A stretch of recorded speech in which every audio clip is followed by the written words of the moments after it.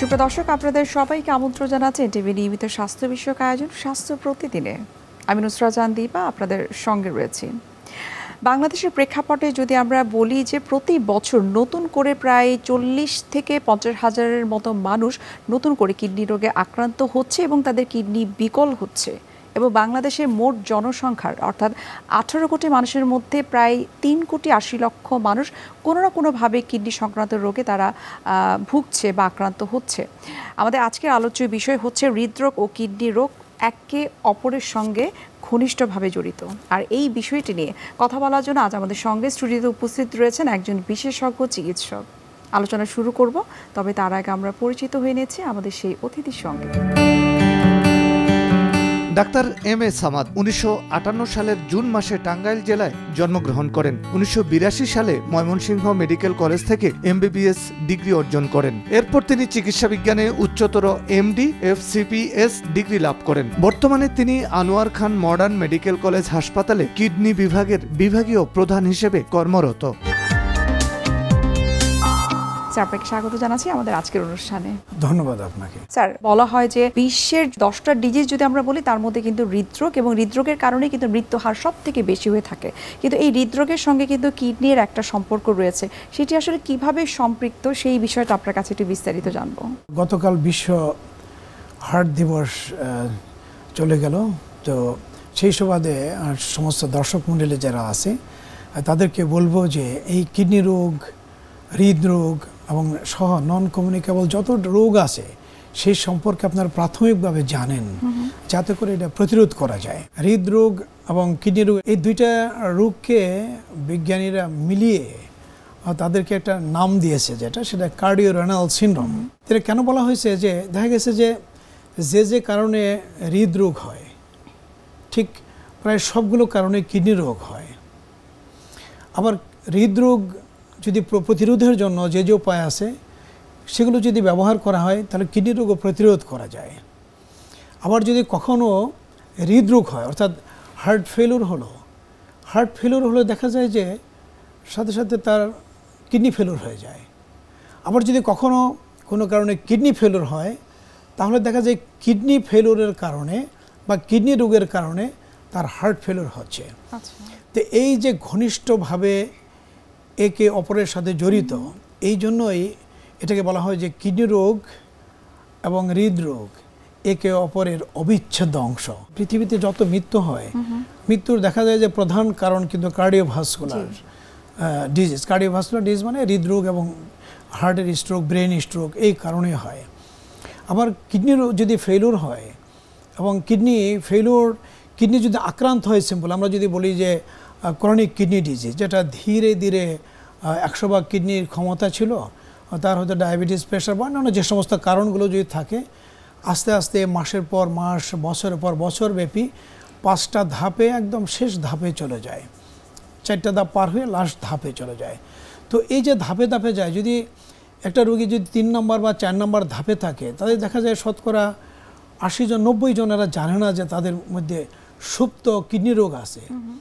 অথচ এই অল্প পরিমাণ সুপ্ত অবস্থায় কিডনি রোগ থাকার কারণে তাদের হার্ট অ্যাটাকের সম্ভাবনা সাধারণ মানুষের চেয়ে 10 থেকে 100 গুণ বেড়ে যেতে পারে। তার মানে কিডনি রোগ হার্টের অ্যাটাকের সম্ভাবনাকে অনেক অনেক গুণে বাড়িয়ে দিচ্ছে। আবার অন্যদিকে যদি দেখা যায় যে কারো হৃদরোগ আছে এবং হৃদরোগের কারণে তার তার আস্তে আস্তে হার্ট ফেল করে ফেললো, মানে পাম্প করতে পারতেছে না, তখন কি ঘটনা ঘটে? আমি যদি যে রোগীটাকে লাস্ট দেখতেছিলাম, আমাকে কল করা হলো যে এখনই চলে আসেন। এ কিন্তু একজন 65 বছরের একজন স্কুল টিচার, সে আসছে। তো তার দেখা গেল যে তার হার্ট ফেলিউর, তার ডায়াবেটিস ছিল, প্রেশার ছিল, সে কারণে তার হার্ট ফেলিউর হয়ে সে ভর্তি হয়েছে আইসিইউতে। যে তার পরীক্ষা নিরীক্ষা করে দেখি তার ক্রিয়েটিন হয়ে গেছে 8, মানে তার ডায়ালাইসিস দিতে হবে। তো কেন? এর আগে তো কিডনি ডিজিজ তার ছিল না, হলো কেন? কারণ হলো যে যখন হার্ট ফেল করে ফেলছে, হার্ট তো রক্তকে পাম্প করে কি করে, সে কিডনিতে পাঠায়, সারা শরীরে পাঠিয়ে দেয়। তো যখন সে পাম্প করে তখন তো কিডনিতে সে ব্লাড এডিকুয়েট পাঠাতে পারে না। তো কিডনি যদি ব্লাড না পায় সে থাকবে কি? সে সেকে পরিষ্কার করতে পারে না, যার জন্য দেখা যায় যে কিডনি যে প্রস্রাব তৈরি করবে সেটা করতে পারছে না, যার জন্য সেই অতিরিক্ত যে পানি লবণ সব রক্তে জমা হয়ে গেছে। রক্তে জমা হলে কি ব্লাডের ভলিউম বেড়ে গেছে, এমনিই তো হার্ট পাম্প করতে পারে না, তার উপর আরও চাপ পড়ে গেছে। সেই চাপের জন্য তখন আরও হার্ট ফেল হতেছে এবং ওদিকে রক্ত যাচ্ছে না বলে সেজন্য কিডনি ফেলিওর। তাহলে হার্ট ফেলিওরের কারণে কিন্তু আমরা দেখছি যে কিডনিতে ব্লাড যেতে পারছে না, সেজন্য তার কিডনি ফেলিওর হলো। আবার যদি কিডনি ফেল করে যায়, যখন কিডনি কাজ করছে না, তখন কি হবে? তখন দেখা যায় যে তার যেমন দীর্ঘস্থায়ী কিডনি রোগীদের রক্ত শূন্যতা দেখা দেয়। তাদের শরীর থেকে অতিরিক্ত যে আমাদের লবণ আছে, সল্ট, সোডিয়াম, এই সোডিয়াম এবং পটাশিয়াম অন্যান্য উপাদান পয়জন সব বের করে দেওয়ার ক্ষমতা সেটা অনেক কমে যায় এবং শরীর থেকে যে পানি বের করে দিবে প্রস্রাব আকারে, সে ক্ষমতাও কমে যায়। কাজে তখন কি হয়? শরীরে অতিরিক্ত লবণ, অতিরিক্ত পানি এগুলো জমে যায় এবং তার রক্ত শূন্যতা থাকে। তো এগুলো হার্টের উপর উল্টো চাপ দেয়। চাপ দিলে তখন কি হয়? হার্ট এগুলো পাম্প করতে পারে না, হার্ট ফেল করে বসে। কাজে কিডনি ফেল হলে হার্ট ফেলিওর, আবার হার্ট ফেলিওর হলে সে পাম্প করে ব্লাড দিতে পারছে না, সেজন্য তার কিডনি ফেলিওর। তো এইভাবে একে অপরের সাথে জড়িত। স্যার, যেহেতু 29শে সেপ্টেম্বর ছিল বিশ্ব হার্ট দিবস এবং হার্ট দিবসের একটা প্রতিপাদ্য বিষয় থাকে, প্রতি বছরে কোনো প্রতিপাদ্য বিষয় থাকে। এবারের প্রতিপাদ্য বিষয়টা সম্পর্কে জানতে চাই, কারণ আপনি যেহেতু বললেন যে হার্ট ডিজিজের সঙ্গে কিডনি ডিজিজ রিলেটেড, সেটা যদি আমাদেরকে একটু বলতেন। এবারে প্রতিপাদ্য ছিল ডোন্ট মিস এ বিট। খুব সিম্পল কথা, কিন্তু এর অর্থ অনেক ব্যাপক, বিশাল এর অর্থ। মানে আমাদের হার্টবিট, আমাদের প্রতি মিনিটে গড়ে 72টা বিট হয়। ডোন্ট মিস এ বিট, অর্থাৎ আমরা যেন একটা বিটও মিস না করি আমাদের ভুলের কারণে। অর্থাৎ হার্টবিট যদি মিস হয় কী হবে? আমি যদি হার্ট যদি অ্যাটাক হয়ে যায়, হার্ট যদি পাম্প না করতে পারে, হার্ট তো বন্ধ হয়ে যাবে, বন্ধ হলে তো আমার মৃত্যু হয়। তো একটা বিট, আমাদের তো প্রতি মিনিটে আমাদের 72টা বিট গড়ে থাকে, তাই না? তো এর যদি আমি 5টা 10টা বিটও যদি মিস করি, একসাথে যদি 3টা 4টে বিট মিস হয়, তাহলে কিন্তু আমাদের ব্রেনের সার্কুলেশন বন্ধ হয়ে যেতে পারে, সাময়িকভাবে যেতে পারে না এডিকুয়েট। তখন আমরা দেখা যায় মাথার চক্কর দিতেছে। আর কয়েকটা বিট মিস হলেই সে দেখা যাবে যে সিনকোপাল অ্যাটাক হয়ে বা অজ্ঞান হয়ে পড়ে যাবে। তো এই বিটের মিসের গুরুত্ব তার কত। তো এ দিয়ে শুধু হার্ট বিটকে মিস করানো সেটা বোঝানো হয় নাই, বোঝানো হয়েছে যে আমাদের এই হার্টকে রক্ষা করার জন্য আমাদের যতগুলো সুযোগ আছে, এই যে আমরা প্রতিদিনে 1 লক্ষর বেশি আমার বিট হচ্ছে, সেই একটা বিটও যেন মিস না করি। ঠিক তেমনি আমাদের সামনে যত সুযোগ আছে এই হৃদরোগ বা কিডনি রোগ, নন কমিউনিকেবল ডিজিজ, এগুলো প্রতিরোধ করার জন্য একটা সুযোগও যেন আমি জ্ঞানের অভাবে বা অলসতার অভাবে অথবা ইচ্ছার অভাবে যেন আমরা মিস না করি, অবহেলা না করি, সচেতন হওয়াটা এবং প্রতিরোধমূলক ব্যবস্থা করি, আমরা যেন প্রতিরোধের ব্যবস্থা করি। সেই জন্যই এটার গুরুত্ব এত দেওয়া হয়েছে। অর্থাৎ আমি যে ডক্টর, আমাকে এই সুযোগ মিস করা যাবে না। আমার সবাইকে আমাকে জানাতে হবে যে এইভাবে মানে যদি করা হয় লাইফ স্টাইলের, তাহলে এই রোগটা প্রতিরোধ করা যায়। যে রোগী বা সাধারণ মানুষ যারা, তাদের জানতে হবে যে আমি হার্টকে, কিডনিকে বা এটা যদি প্রোটেকশন দিতে চাই, তাহলে আমাকে এই লাইফ স্টাইল জীবনধারাগুলো আমাকে চর্চা করতে হবে, এগুলো মেনে চলতে হবে, এগুলো অ্যাভয়েড করতে হবে, এগুলো গ্রহণ করতে হবে। ঠিক তেমনই সরকারকেও মানে তার ব্যবস্থা রাখতে হবে যে যখন একটা রোগী আক্রান্ত হয়ে যায়, যখন আক্রান্ত হবে, রোগী যেন বুঝতে পারে আগেই যে তার কী ধরনের প্রধান সিমটমগুলো, উপসর্গ দেখে মনে হয় যে আমার হার্ট অ্যাটাক হয়ে গেছে বা আমার মারাত্মক রোগ হয়েছে, তাৎক্ষণিকভাবে যেন সে নিকটস্থ যে সুযোগ আছে, স্বাস্থ্য কেন্দ্র আছে, সেখানে যেন চলে যায় এবং চলে যাওয়ার পর যেন সে কোনো ক্রমে অবহেলিত না হয়।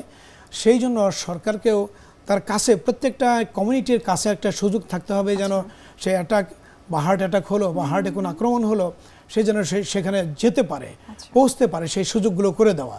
এই সমন্বিতভাবেই আমরা বাস্তবে রূপ দিতে পারি যে ডোন্ট মিস এ বিট, অর্থাৎ আমরা কোনো সুযোগে আমরা মিস করব না, আমাদের এই চেইনকে দাঁড় করাতে হবে। স্যার, আমরা কথা বলছিলাম যে সরকারি পর্যায়ে আসলে কি পদক্ষেপ নেওয়া উচিত বা কি ধরনের সুব্যবস্থা থাকা উচিত প্রত্যন্ত অঞ্চলগুলোতে। তবে তার আগে আপনি বলছিলেন যে আসলে এই ধরনের হৃদরোগ এবং কিডনির সমস্যাগুলোকে আসলে প্রিভেন্ট করার জন্য কিছু কারণ রয়েছে, কিছু সচেতনতা বৃদ্ধি করা দরকার। আমি প্রথমে কারণগুলো একটু জানতে চাই। মানে প্রধান কারণগুলি দেখব যে আমাদের যে দৈনন্দিন যে লাইফস্টাইল আমাদের যেটা আছে, তো সেই লাইফস্টাইলের সাথেই এগুলো বেশিরভাগ জড়িত। আচ্ছা, যেমন প্রধান কারণ যদি বলি যে হার্ট অ্যাটাকের, তাহলে দেখা যায় উচ্চ রক্তচাপ, ডায়াবেটিস, এবং আমরা যে খাবার খাই সেখানে যদি অতিরিক্ত চর্বি থাকে, সেই জন্য কোলেস্টেরল যদি রক্তে বেশি থাকে সেটা, ওবেসিটি যাদের ওজন অনেক বেশি হয়ে যায় সেটা একটা কারণ, স্মোকিং যদি যারা ধূমপান করে, ধূমপান এটা শুধু বিষপান, আমরা বলি যে শুধু বিষপান মানে এটা ক্যান্সার করে, সবার ধারণা যে ধূমপান করলে ক্যান্সার হবে, কিন্তু এর চেয়ে মারাত্মক ক্ষতি করে যে ধূমপানের জন্য সরাসরি আমাদের যে রক্তনালী সব ড্যামেজ করে, এবং সেই রক্তনালীগুলো হার্টের রক্তনালী প্রথম ড্যামেজ করে, যার জন্য তার হার্ট অ্যাটাক হয়। কিডনি রক্তনালী ড্যামেজ করে, সেজন্য কিডনি রোগ হয়।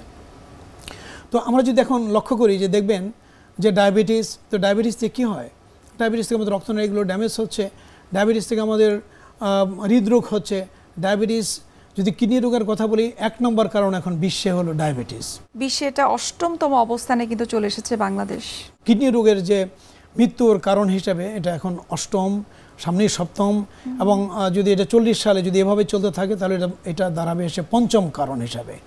তো 1 নম্বর হৃদরোগ, তারপরে আর কয়েকটা নন কমিউনিকেবল ডিজিজ আছে, এরপরেই চলে আসবে কিডনি রোগ। তবে কিডনি রোগ যে শুধু নিজের কারণে মৃত্যু হয় তা না, কিডনি রোগ অন্য অনেকগুলো রোগকে বাড়িয়ে দেয়, সেজন্য এটাকে ডিজিজ মাল্টিপ্লায়ার বলা হয়।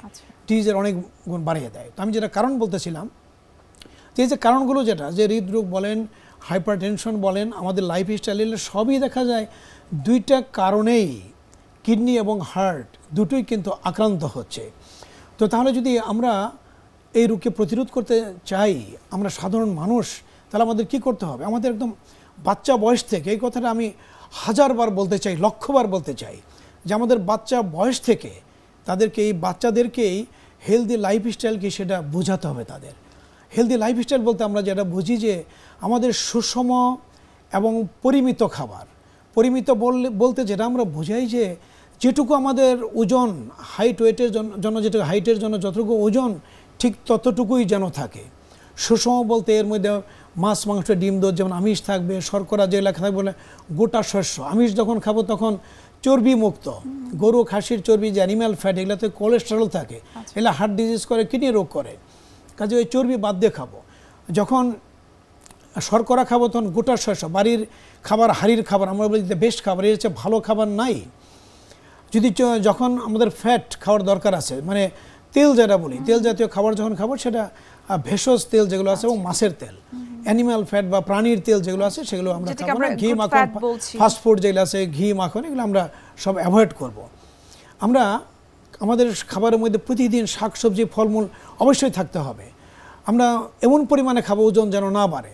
আমরা ধূমপান সেটা করবো না, এটা একটা বদ অভ্যাস এবং আমাদের অনেক ক্ষতি করে। মদ পান এটা অনেক ক্ষতি করে, সেটা আমরা করব না।